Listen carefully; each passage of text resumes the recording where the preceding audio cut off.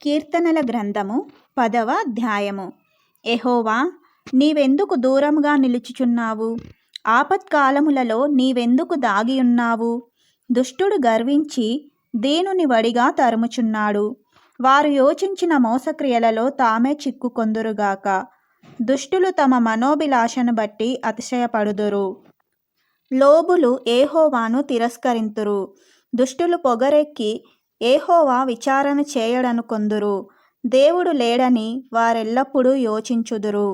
వారెల్లప్పుడూ భయము మానుకొని ప్రవర్తింతురు. నీ న్యాయవిధులు ఉన్నతమైనవై వారి దృష్టికి అందకుండును.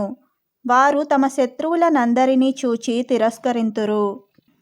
మేము కదల్చబడము, తరతరముల వరకు ఆపద చూడము అని వారు తమ హృదయములలో అనుకొందురు. వారి నోరు శాపముతోనూ కపటముతోనూ వంచనతోనూ నిండియున్నది.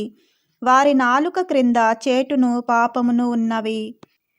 తామున్న పల్లెలయందలి మాటి చోటులలో పొంచియుందురు. చాటైన స్థలములలో నిరపరాధులను చంపుదురు. వారి కన్నులు నిరాధారులను పట్టుకొనవలెనని పొంచి చూచును.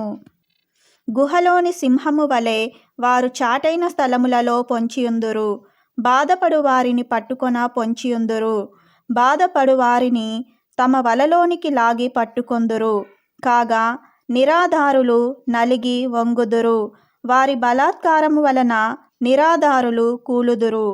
దేవుడు మరచిపోయెను, ఆయన విముఖుడై ఎప్పుడునూ చూడకుండును అని వారు తమ హృదయములలో అనుకొందురు.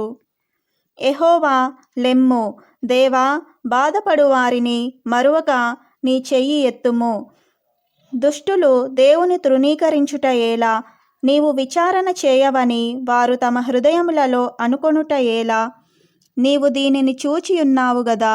వారికి ప్రతీకారము చేయుటకై నీవు చేటును పగను కనిపెట్టి చూచుచున్నావు. నిరాధారులు తమ్మును నీకు అప్పగించుకొందురు.